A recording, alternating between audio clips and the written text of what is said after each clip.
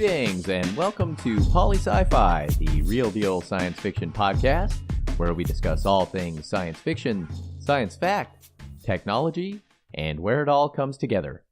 On the show today, I have a guest from Wholanta, the premier Doctor Who convention in Atlanta, Georgia. I will be discussing the implications of the first female Doctor Who, Jodie Whittaker.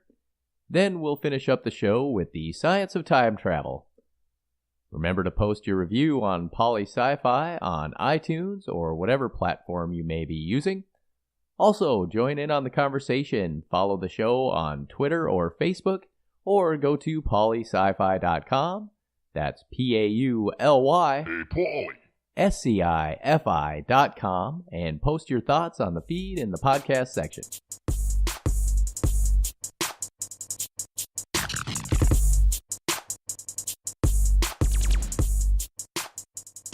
I'm excited to have a special guest on the show today, Alan Seiler from Atlanta's Wholanta, which is being held May 4th through the 6th.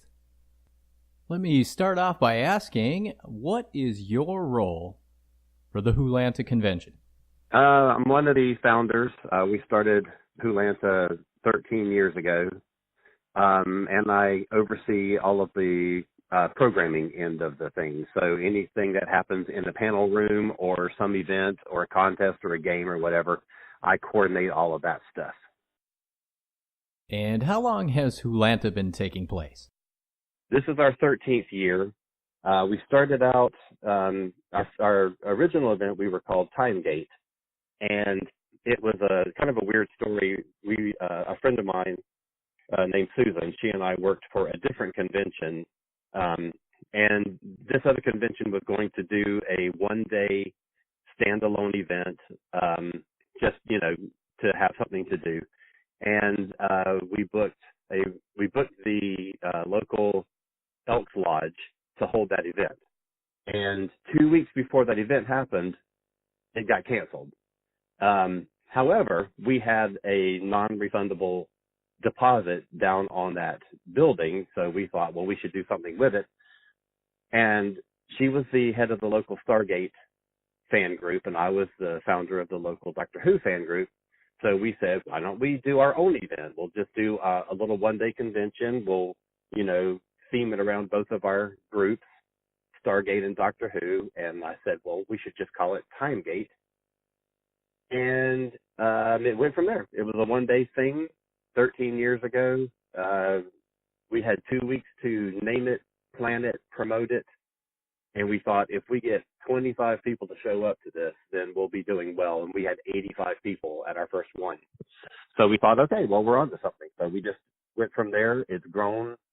We hit a peak a few years ago of 1,000 people. And we had Michelle Gomez, who plays the mistress in Doctor Who. So we've just been, going right along for 13 years now. Who are some of the guests you're going to be having at the convention this year? I know you plan on having Louise Jameson. I'm so excited for our audience to meet her. She's just brilliant. One other big guest that we have is a guy called Richard Starkings, who is a comic book writer. He's done lettering, he's done editing, and he's worked for Doctor Who comic books going all the way back to Doctor Who magazine in 1985. And he's currently been working with IDW and Titan. So he basically is, sort of the personification of the history of Doctor Who comics. So he's going to be there too, and he's going to be really great. He's an interesting guy. I've met him once, and he's so nice and so funny and has a lot of stories to tell. So it's going to be great. What would you want people to know about Wholanta? What makes this convention special? I think the atmosphere that we have, it's small enough that it's very family friendly. It's very personable. You can come in and, leave work and stress and politics and religion and whatever at the door and come in and just enjoy a weekend of fun, events that are catered to you, to your taste. We have multiple programming tracks. We have a track dedicated fully to Doctor Who, another one dedicated fully to all other British properties, television, movies, whatever, and another one that is everything else. So it's called our Other Worlds track, and we've got panels about Star Trek and Star Wars and, everything. Comics, Marvel, all the recent movies. The new Avengers movie will have been out a week at that point, so we'll have a big panel about about Infinity Wars. So there's something for everybody, and even though we're kind of small, we have so much programming that you will have trouble deciding what to do. Memberships are still available for Wholanta. Where do we get them, and what is the cost? You can buy memberships at Wholanta.com. $45. There'll be 60 at the door, so definitely buy early.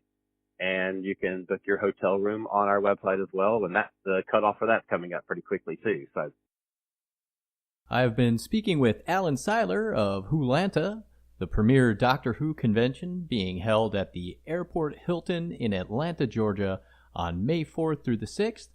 Thank you, Alan Seiler, for taking the time to speak with me today. Thank you very much. I appreciate it.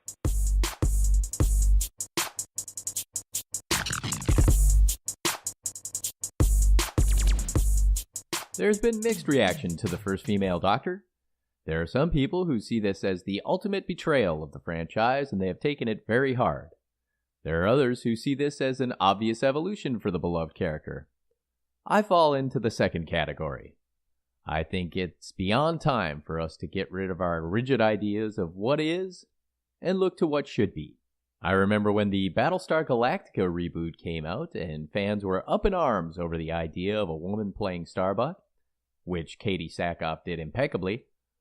Her role, the role of Starbuck, was, as it was in the original series, integral to the entire story. There were supposedly evolved thinkers who said they would never watch the show because of it. Whether they did or didn't, it didn't seem to affect the show in the slightest, as it went on to critical acclaim and a fandom all its own. The science fiction community embraced the new path the series had charted, and for good reason. It was an amazing show. Another reboot, or more of a continuation, because the last Time Lord is eternal, is Doctor Who.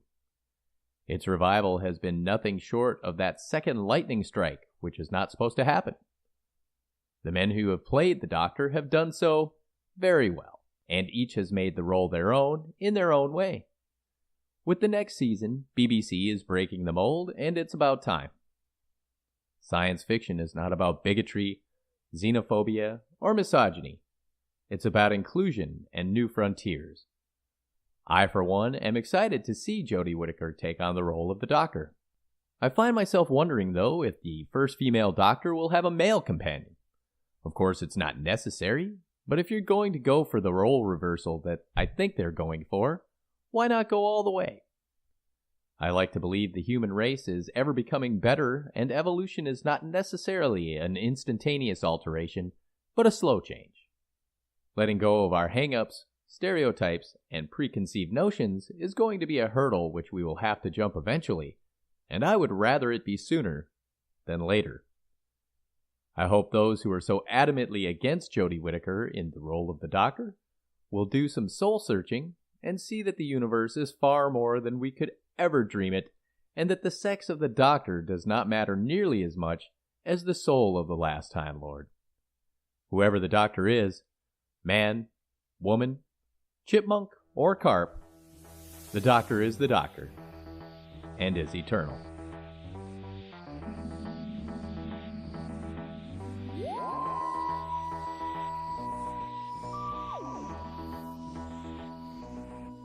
Time travel is something we all wish we could do at one point or another in our lives.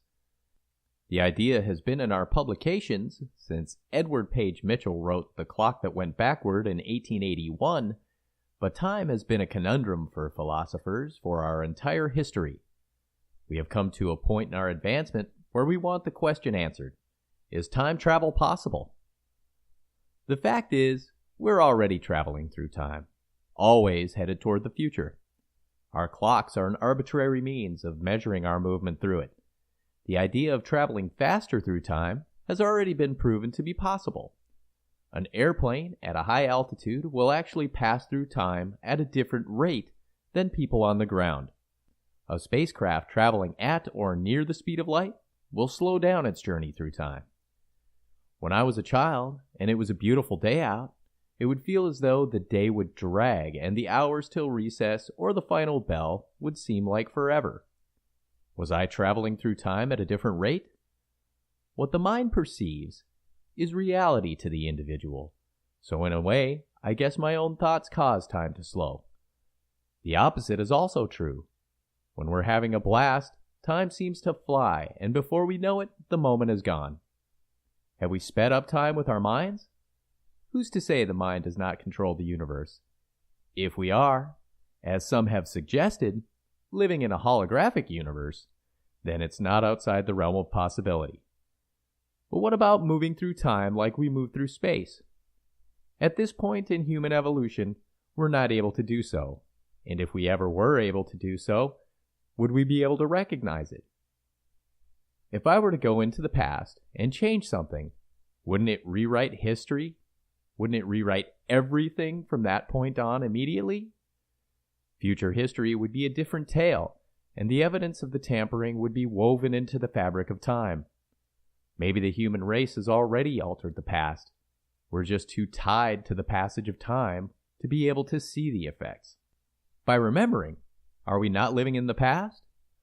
When we dream about future events that have not yet happened, are we not seeing into possible future events?